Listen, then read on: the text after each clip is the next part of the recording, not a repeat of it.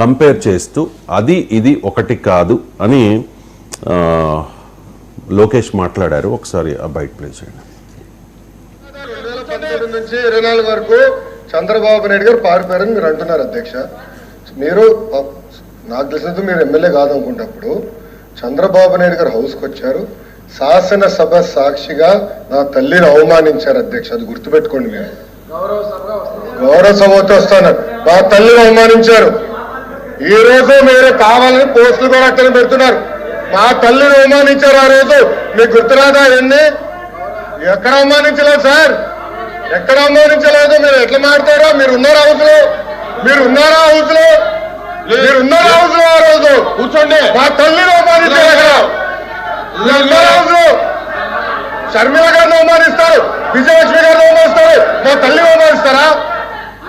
ఏం గుర్తురాదా మీకు? అదే ఒక్క నిమిషం నేను కూడా మాట్లాడచ్చు. గుర్తుపెట్టుకోండి. ఒక్క నిమిషం నేను కూడా మాట్లాడండి. ఏ నోరు మేము మాట్లాడలేదు. కూర్చోండి. ఏ నోరు జగన్మోహన్ రెడ్డి గారి కుటుంబం గురించి మేము ఏనాడు మాట్లాడాలా? నేను ఏనాడు మాట్లాడాలా? మా సభ్యులు ఏనాడు మాట్లాడాలా? కూర్చోండి. శాసనసభ సాక్షిగా మా తల్లిని అవమానిస్తే కూర్చోమంటారా? కూర్చోమంటారా? 22 వరకు చంద్రబాబు నాయుడు గారు ప్రతిరోజు హౌస్కి వచ్చారు, ప్రతిరోజు హౌస్ నిలబడ్డాడు, సింగల్ నిలబడ్డాడు. సింహంగా గుర్తుపెట్టు, సింగల్ నిలబడ్డాడు, పోరాడారు. ఆ రోజు మా తల్లి అవమానించారు కనుకనే బాధ పెట్టుకోలేక సభ బైకాట్ చేసి బయటకు వెళ్ళారు.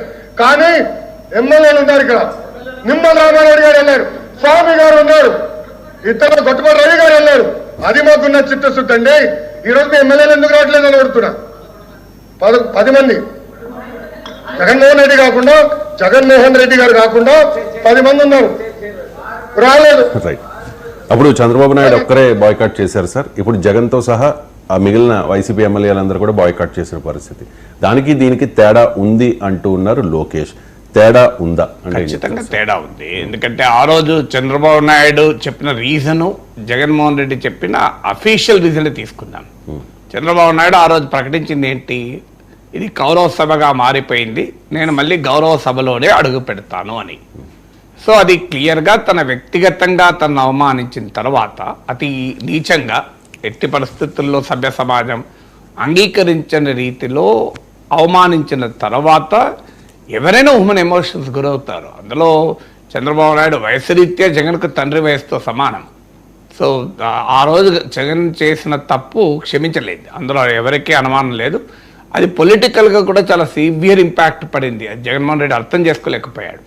చంద్రబాబు నాయుడు పైన ఉన్న వ్యక్తిగత కసి వల్ల అది అర్థం చేసుకోలేకపోయాడు. ఆ రోజు జగన్మోహన్ రెడ్డి కనుక హుందాతనం ప్రదర్శించి తన వాళ్లను మందలించి అవసరమైతే చర్యలు తీసుకొని తాను డిమార్కేట్ చేసుకొని ఉంటే జగన్మోహన్ రెడ్డి గౌరవం చాలా పెరిగేది.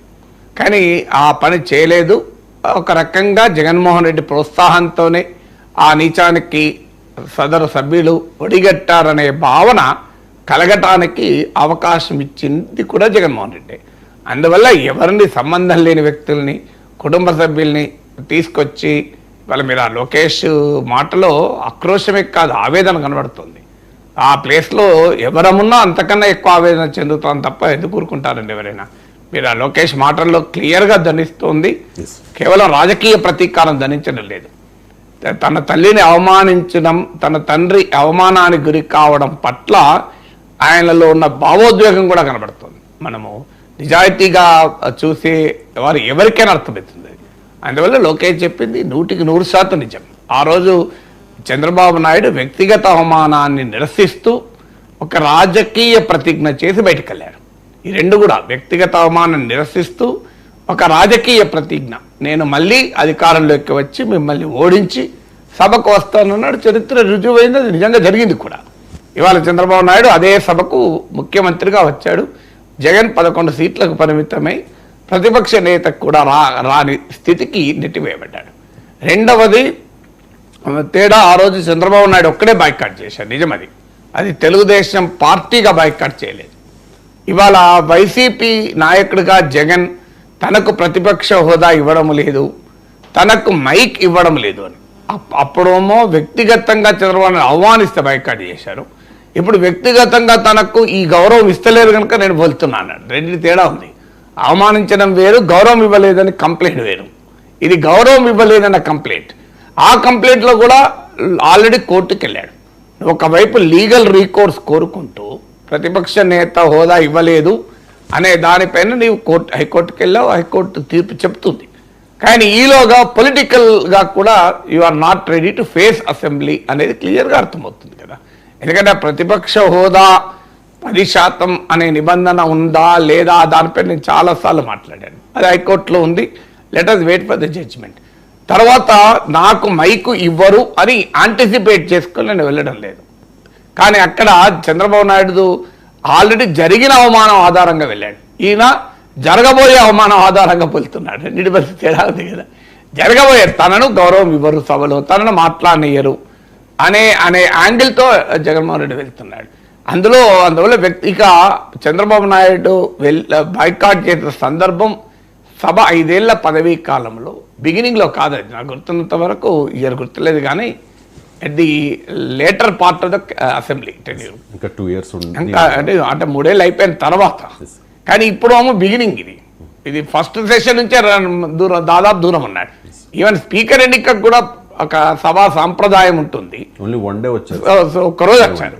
అందువల్ల day 1 నుంచి బాయ్కాట్. ఇది ఆ 1 day కూడా ప్రమాణ స్వీకారానికి వచ్చారు. టైంకి వచ్చి ప్రమాణ స్వీకారం చేసి వెళ్ళిపోయాడు. అంటే దాని దీనికి పోలికలేదు. అది 3 ఏళ్ల పాటు ఆయన సభలో అనేక అవమానాలు ఎదుర్కొంటూ ప్రభుత్వం పైన పోరాడుతూ 23 మంది సభ్యులకు నాయకుడిగా ఉన్నా కూడా 14 ఏళ్ల పాటు ముఖ్యమంత్రిగా ఉన్న నాయకుడు, 10 ఏళ్ల పాటు ప్రతిపక్ష నేతగా ఉండి జాతీయ రాజకీయాల్లో కూడా ఒక కీలక పాత్ర పోషించి రాజశేఖర్ రెడ్డితో రాజకీయం జరిపి ఆయన కొడుకు ముందు 23 మంది సభ్యుల నాయకుడుగా కూర్చున్నాడు కదా చంద్రబాబు నాయుడు. 3 ఏళ్ళు కూర్చున్నాడు కదా. దాని పోలికే లేదు. ఇప్పుడు జగన్మోహన్ రెడ్డికి 11 మందితో కూర్చోవడానికి అభ్యంతరం ఏంటి? డెఫినెట్గా దాని దీనికి ఎట్టి పరిస్థితిలో పోలిక లేదు. అందుకే లోకేష్ కంపారిజన్ అంటే అది పోరాటము, అది నిరసన, అది పోరాటంలో భాగంగా మేము దూరం అయ్యాం. సో ఇప్పుడు ఆరాటంలో భాగంగా జగన్ దూరం అవుతున్నాడు. సో అప్పుడు పోరాటం ఏంటి? తనను అవమానించారు వ్యక్తిగతంగా, అందువల్ల ఈ ప్రభుత్వాన్ని ఓడించి తీరుతాము అనే పోరాటం. ఇప్పుడు తనకు అది గౌరవం ఇస్తలేరని ఆరాటం. ఇప్పుడు స్వాతంత్ర పోరాటంలో భాగంగా పన్నులు కట్టకపోవడం వేరు, ఇవాళ పన్నుల ఎగవేత వేరు కదా. సో పన్నుల సహాయ నిరాకరణ వేరు, పన్నుల ఎగవేత వేరు, రెండు ఒకటి కాదు కదా. ఆ రోజు ఒక రకమైన సహాయ నిరాకరణ, అదొక పోరాట రూపం. సభకు రాను మళ్ళీ ఓడించి వస్తానన్నది ఒక రకమైన పోరాట రూపం. ఇవాళ ఇది పోరాట రూపం కాదు, ఇది ఒక ఆరాట రూపం కదా. సో అందువల్ల ఖచ్చితంగా చంద్రబాబు నాయుడు సభకు రాకపోవడాన్ని పోరాటం, జగన్మోహన్ రెడ్డి సభకు దూరంగా ఉండడం ఆరాటము. పోరాటానికి ఆరాటానికి తేడా ఉంటుంది కదా. సో అందువల్ల మనం ఒక ఆబ్జెక్టివ్గా విశ్లేషిస్తే క్లియర్గా రెండు ఒకటి కాదు. అది దానికి పొలిటికల్ కాంటెక్స్ట్ వేరు, పర్సనల్ కాంటెక్స్ట్ వేరు. సో దానికి ఉన్న టైమింగ్ పీరియడ్ వేరు, సందర్భము వేరు. ఏ రకంగా చూసినా రెండు ఒకటి కాదు. తన తల్లిని అవమానించారు అని చెప్పి మండలిలో లోకేష్ ఆవేదనకు ఎమ్మెల్సీ బొత్స కూడా రెస్పాండ్ అయ్యారు సార్. ఆనాటి చర్యల్ని సమర్థించలేదు అని చెప్పి. బహుశా బొత్స అయితే అప్పుడు అసెంబ్లీలో కామ్గా ఉండవచ్చు, కానీ వైసీపీ ఎమ్మెల్యేలంతా కూడా చాలామంది చాలా ఇదిగా మాట్లాడారు. వల్లభనేని వంశీ అనుకుంటా ఈ కామెంట్ చేసింది గతంలో. అంటే అలా మాట్లాడడాన్ని ఎప్పుడూ కూడా తప్పు అని చెప్పి వైసీపీ నాయకులు కానీ జగన్ కానీ మాట్లాడలేదు సార్. కానీ బొత్స ఇప్పుడు అంటూ ఉన్నారు ఆనాటి చర్యల్ని మేము సమర్థించలేదు అని చెప్పి. ఇప్పుడు ఆయన ఎమ్మెల్సీ బొత్స కాదు, శాసన మండలిలో ప్రతిపక్ష నాయకుడు. శాసన మండలి ఎమ్మెల్సీ మనసుగా మనం తీసుకుంటే ఆయన సమర్థించిందా లేదా అనే అంశం వస్తుంది. కానీ లోకేష్ అన్నది ఎమ్మెల్సీ బొత్సతో కాదు, శాసన మండలిలో వైఎస్ఆర్ కాంగ్రెస్ పార్టీ పక్ష నేత, అఫీషియల్లీ అపోజిషన్ లీడర్. జగన్మోహన్ రెడ్డికి అఫీషియల్గా అపోజిషన్ లీడర్ స్టేటస్ లేదు అసెంబ్లీలో, కానీ బొత్స సత్యనారాయణకు అధికారికంగా ప్రతిపక్ష నేత హోదా ఉంది. సో అందువల్ల అది తెలుగుదేశం పార్టీకి చెందినటువంటి మంత్రి లోకేష్కు వైఎస్ఆర్ కాంగ్రెస్ పార్టీకి చెందిన సభాపక్ష నేతకు మధ్య వాదన. సో అందువల్ల ఇష్యూ బొత్స సమర్థించాడా సమర్థించలేదా అన్నది లోకేష్ ప్రస్తావిస్తున్నాను అనుకోను. లోకేష్ ప్రస్తావిస్తున్నది జగన్మోహన్ రెడ్డి గురించి.